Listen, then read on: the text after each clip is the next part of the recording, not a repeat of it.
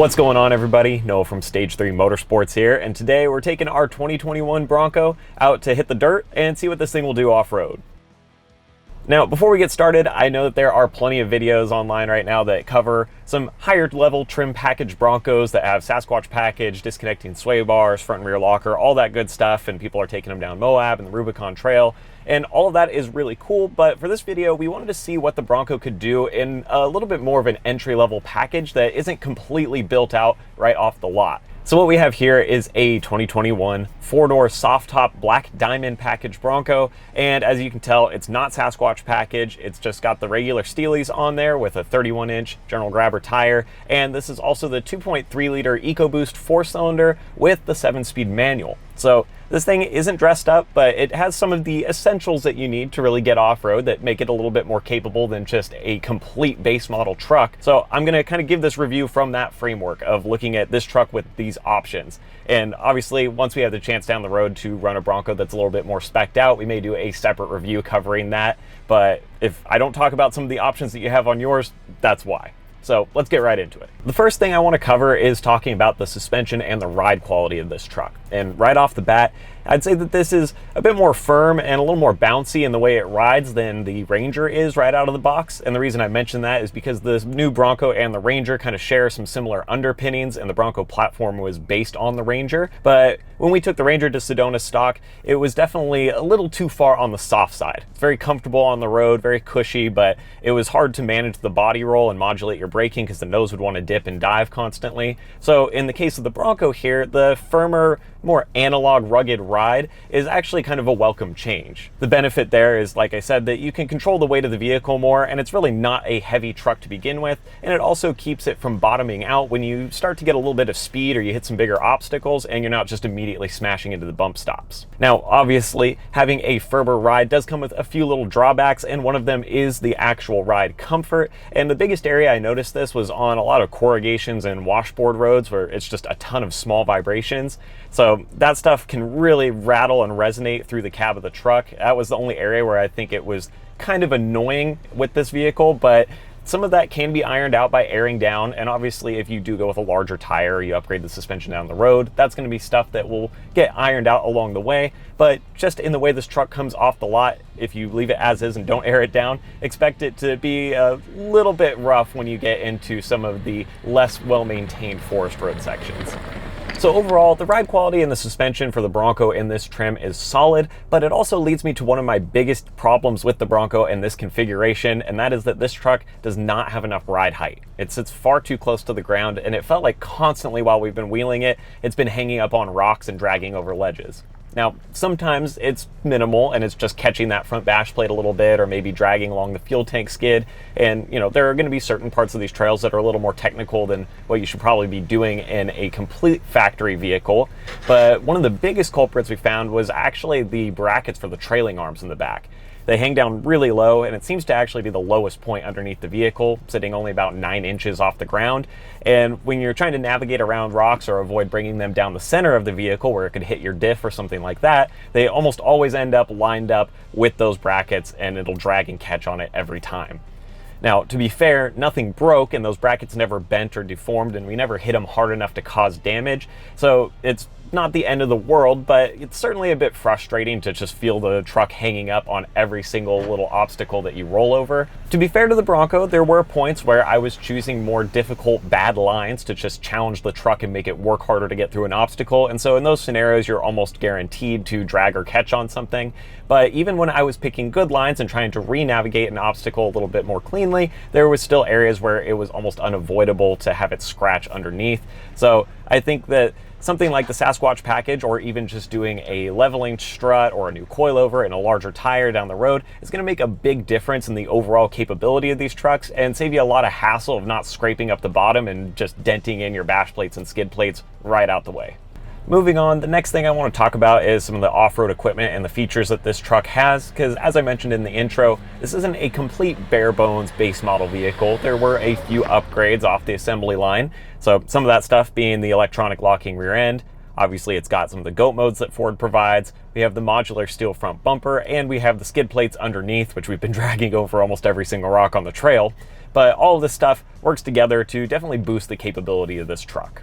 In my opinion, the most important of these upgrades is that rear locker. And for those of you that don't know, the basic purpose here is to essentially create a mechanical link between both rear wheels so that they spin together at the exact same time, and power isn't just being fed to one wheel to where you get that one wheel peel effect and you start slipping and losing traction. So with that mechanical link, now the tires can grab, and as the truck starts to articulate and possibly lift tires, or you're moving over really rocky, shaly terrain, it can continue to keep momentum and push traction through, and you don't end up slipping backwards or spinning a wheel and then catching and snapping an axle. So an option like this is a really big plus in this truck. Personally, I wouldn't order a Bronco without the rear locker as an option. I think it's absolutely worth having, even if you only use it every once in a while, and it can really open up your options for what trails you can hit and what kind of obstacles you can take on versus a truck that's just open diff. Even if you have a lift kit and some bigger tires, that mechanical link to create more traction is pretty hard to beat. The other thing that's worth noting is that that rear locker is just triggered with this button here on the dash, and it's super easy to press. It's easy access. You don't have to fight or reach into a weird area to get to it,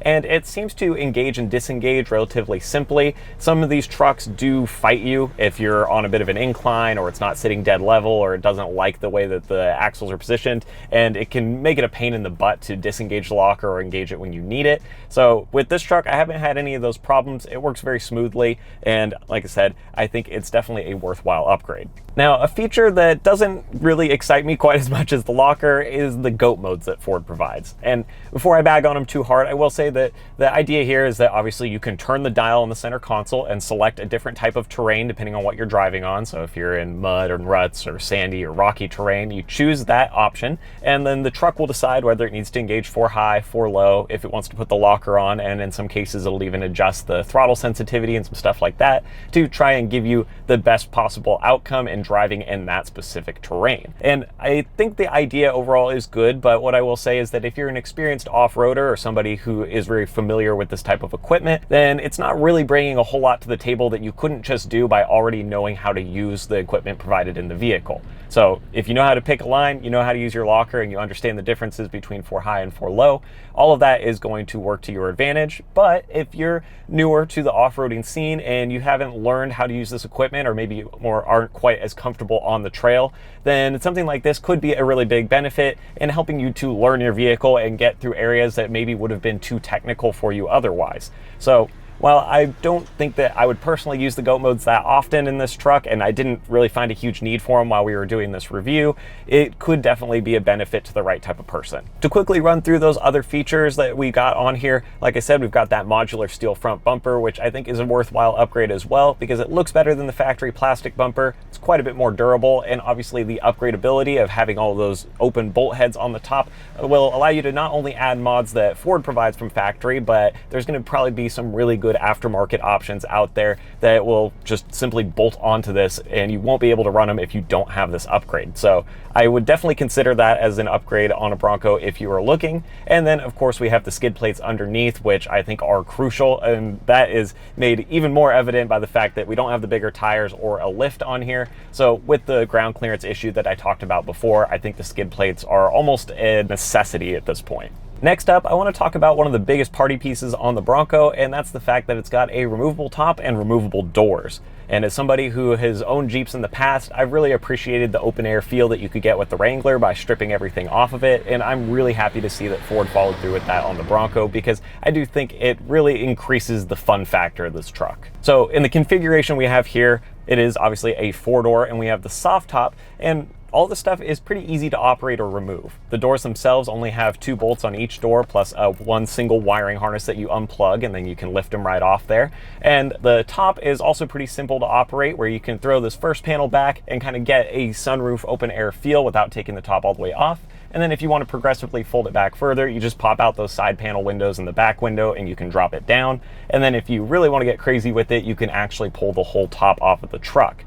Now, for this review, I put it as far back as I could without removing it from the truck, and we left the doors on because I didn't really have a good place to store them, but it still gave a really nice panoramic view of everything around us, and with cool weather in the fall in Sedona and all the beautiful red rock around to see, it definitely kind of heightens the experience when you're off-road. Now, what doesn't help the experience is the fact that the soft top does seem to be pretty noisy and rattly when it's sitting in its folded position on the back of the truck. and they do include some straps that you can wrap around it to help lock it in place, and it never had any issues where it would rattle off or open up again, but it was a little noisier than I would have liked, and I don't know if maybe there's a different way of strapping it or locking it down that helps reduce that. But if you guys are familiar or have figured out any secrets to that with your Broncos, definitely let me know in the comments, because that was really the only big drawback I felt there. And obviously if you remove the top all the way from the vehicle, then you don't have to worry about it, but you also don't have the option to just simply pull the top back up if the weather gets bad. Small gripes, but I think that the usability of the soft top is pretty solid. Of course, this isn't the only top option. There are hard tops available for the Bronco as well, and personally I would probably option a hard top if I was going to run one of these, because I do prefer that those have a little more insulation in them, and in the Arizona summers with the kind of heat that we get, holding in the air conditioning can be really important for daily driving and going back and forth to work. And I also can appreciate the fact that that insulation will help mitigate some of the in-cab noise. So depending on how you use the truck and what you're looking for, I think some people are going to lean towards the soft top, some people are going to want the hard top, but the beautiful thing is that they're both removable and you can still get that full open air experience. Let's move on to talking about the powertrain options for the Bronco. And there are two main motors that you can pick from. There's the 2.3 liter turbocharged EcoBoost 4-cylinder, and then there's the slightly larger 2.7 liter EcoBoost V6, which is also a turbocharged motor. And in this truck, we went for the smaller 2.3, and that's also paired to the 7-speed manual, which is a really cool setup. Now, if you go for the larger motor, unfortunately you can't have the manual. You do have to go for the 10-speed automatic, which is still a good transmission, but I'm not really going to talk about that much here. So to focus in first on this 2.3 liter EcoBoost, I know that a lot of folks are concerned because it's a 4-cylinder, it's a small motor. A lot of people wanted a V8 in here, and I can understand some of the concerns right off the bat, but the reality is that this engine actually makes plenty of power for this truck. It's very nimble, it's plenty quick on the road, doesn't have any trouble overtaking people, and even tackling some steeper mountain grades and more technical off-road trails.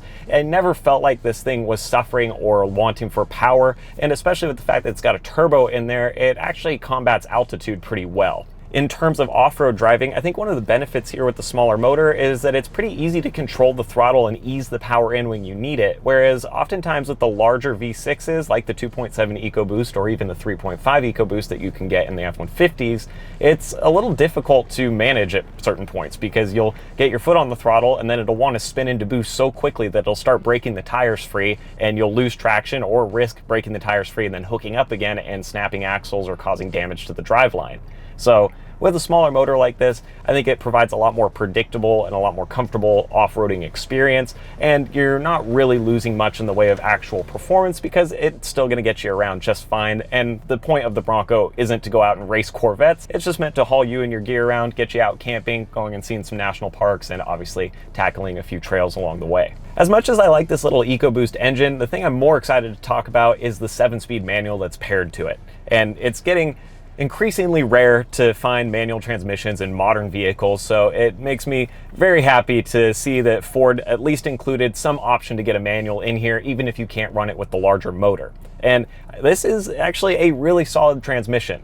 Now, it's a 7-speed technically, but when you look at it, you're really running with 6 forward gears, and then it has an additional crawler gear added in there.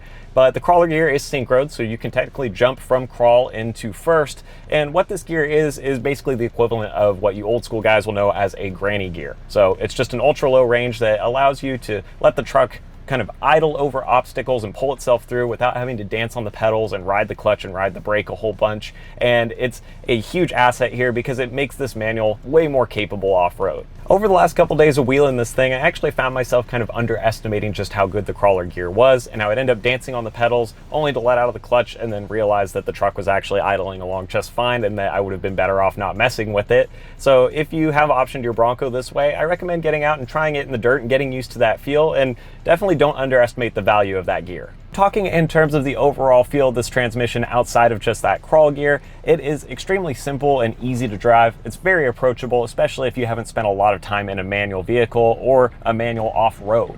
This makes it easy on you, and it's got a good smooth feel between shifts, and the throws are relatively short. It certainly feels a bit more like a car than a truck in a lot of ways because of that, and because the clutch is pretty light, So if you're used to driving a lot of older rigs, or certainly older Jeeps and pickups, this will feel a lot more like a Honda Civic to you most likely, but I don't mean that as a bad thing. So as you're rowing through the gears, like I said, with that shorter throw, there's also a good notchy click once you get into gear, so you can tell that it's engaged, and it's not like hunting around in a mystery box to make sure that you get it to click in. It makes it easy to drive on the road, but it's also a real pleasure when you're off in the dirt and hitting some more technical trails. Obviously, there are some benefits to having a manual in terms of the way you drive the vehicle too, because now when you're off-road, you can hold a gear as long as you need to or stay in the power band as much as you want within any specific gear, and the truck's not going to accidentally shift out of it and cost you power, especially if you're trying to keep speed or run a little bit faster in the dirt.